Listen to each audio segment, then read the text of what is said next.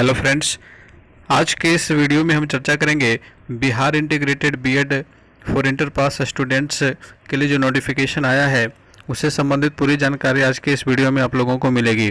तो आप में से जो भी बीएड करना चाहते हैं, इंटरमीडिएट पास हैं, तो इस वीडियो को कंप्लीट देखें। और सरकारी अध्यापक बनने की दिशा में एक महत्वपूर्ण कदम होता है बीएड कोर्स। तो जानेंगे इस सारी प्रक्रियाओं को और तमाम जानकारियों को इस वीडियो में मैं आप लोगों से साझा करूंगा। तो वीडियो को अंत तक देखेंगे और बने रहेंगे, वीडियो में देखेंगे, बढ़ेंगे। सबसे पहले समझते हैं कि इंटीग्रेटेड बीएड कोर्स है क्या। तो इंटीग्रेटेड बीएड कोर्स राष्ट्रीय अध्यापक शिक्षा परिषद एनसीटीई के द्वारा संचालित नवीन पाठ्यक्रम है, जिसके अंतर्गत दोहरी डिग्री, जी हाँ, इसमें दोहरी डिग्री है, बीए बीएड या फिर बीएससी बीएड प्राप्त होती है। अब बीए बीएड और बीएससी बीएड क्या है, जैसे कि आपने इंटर किया है और हो सकता है कि आपने इंटर आर्ट्स से किया होगा या फिर साइंस से किया होगा या फिर कॉमर्स से किया होगा। तो जो आर्ट्स और कॉमर्स वाले स्टूडेंट होंगे तो उनका बीए बीएड हो जाएगा, ठीक है।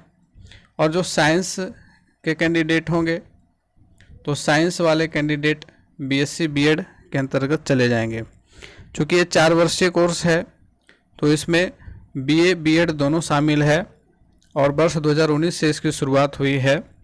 और बीए बीएससी बीकॉम की डिग्री के उपरांत यदि आप बीएड करते हैं तो आपको कुल 5 वर्षों का समय लग जाता है।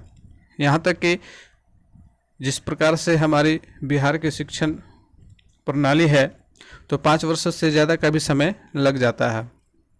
लेकिन इंटीग्रेटेड बीए बीएड या बीएससी बीएड करने से समय का बचत होता है, ठीक है। आपके 1 वर्ष का बहुमूल्य समय का बचत हो रहा है यहाँ पे। साथ ही ऐसे छात्र जिन्हें बीए बीएड और बीएससी बीएड की डिग्री है वे उस नौकरी में आवेदन हेतु योग्य होते हैं जिसके लिए न्यूनतम योग्यता स्नातक की उपाधि होती है, ठीक है।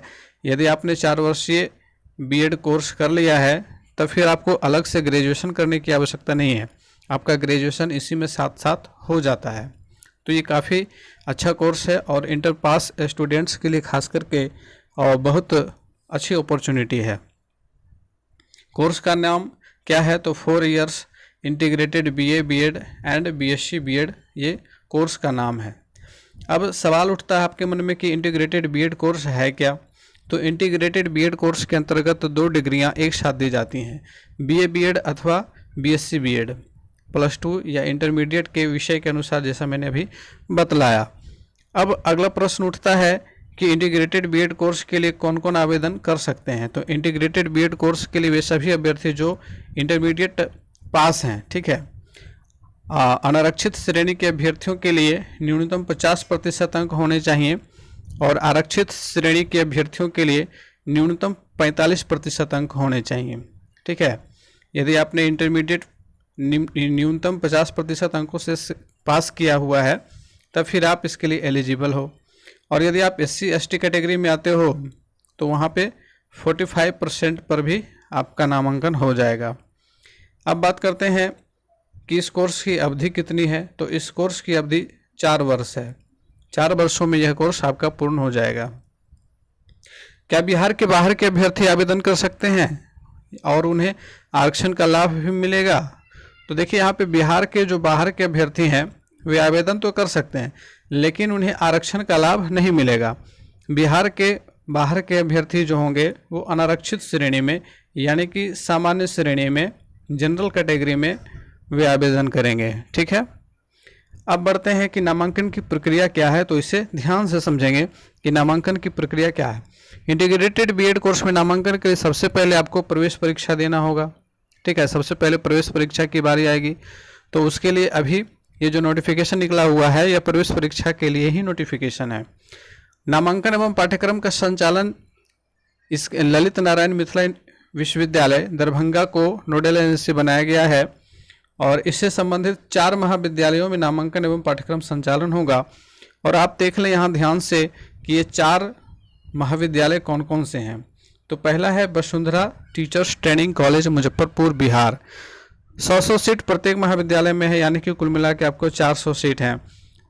दूसरा महाविद्यालय है Maa Sita Sundar college of education Sitamarhi Bihar. तीसरा है शहीद प्रमोद बीएड कॉलेज मुजफ्फरपुर बिहार। और चौथा है Baidyanath Shukla college of education Vaishali Bihar. चारों ही कॉलेजेज में 100 सीट है, यानी कि कुल मिलाकर के आपके 400 सीट हैं।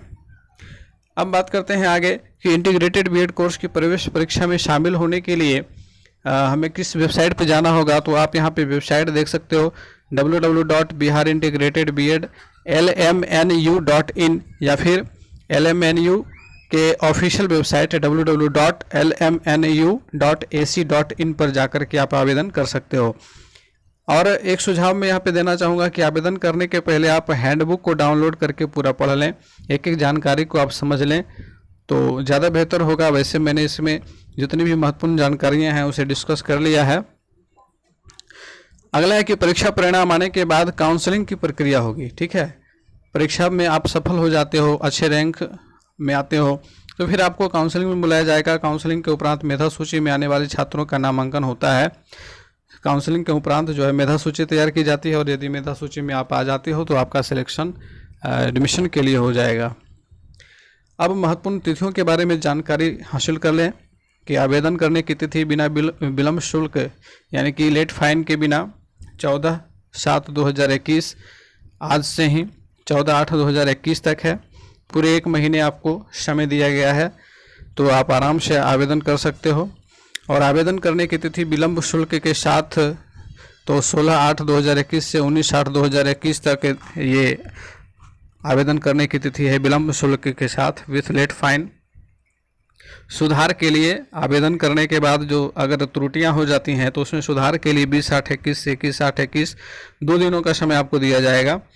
और एडमिट कार्ड जारी करने की संभावित तिथि यहाँ देखें, संभावित तिथि है, ये कंफर्म नहीं है, इसमें बदलाव हो सकते हैं। वैसे यहाँ संभावित तिथि जारी कर दी गई है 7/9/2021 और परीक्षा की संभावित तिथि 12/9/2021 है।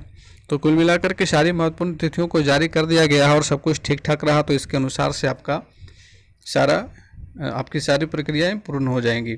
अब आगे है कि प्रवेश शुल्क देख लें। इंटीग्रेटेड बीएड प्रवेश परीक्षा का जो शुल्क है तो जो यूआर कैटेगरी के हैं, जनरल कैटेगरी के हैं, उनके लिए 1000 रुपये है।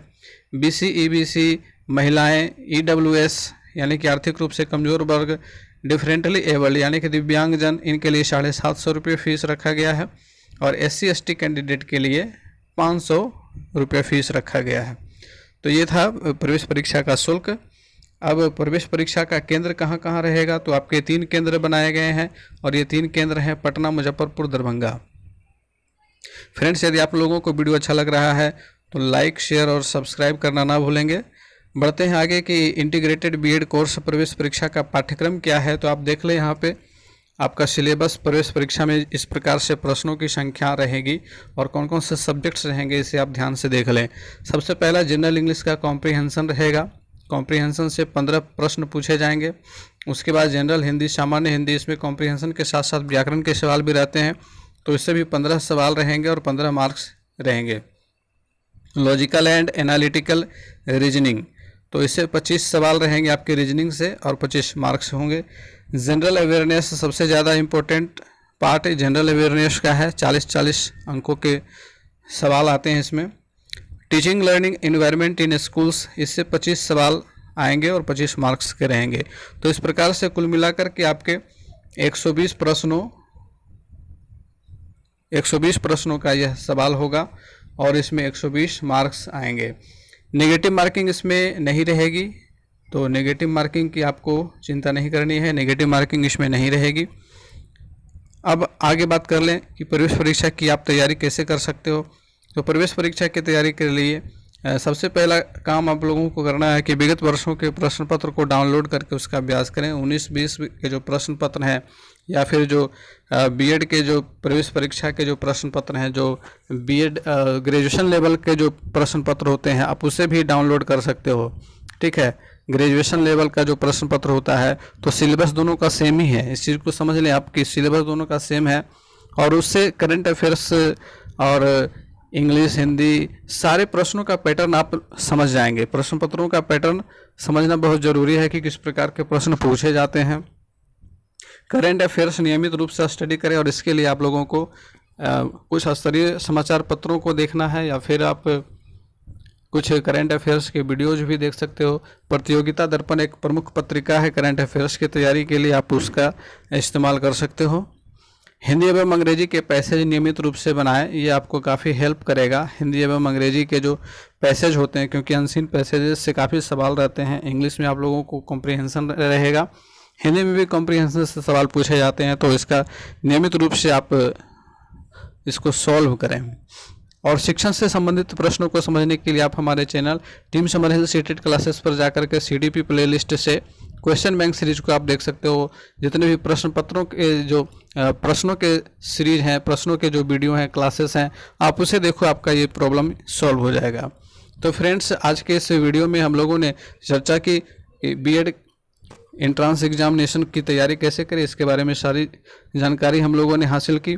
तो उम्मीद है कि आप लोगों को वीडियो अच्छा लगा होगा। अच्छा लगा है तो लाइक, शेयर और सब्सक्राइब करना ना भूलेंगे। Thank you, good bye.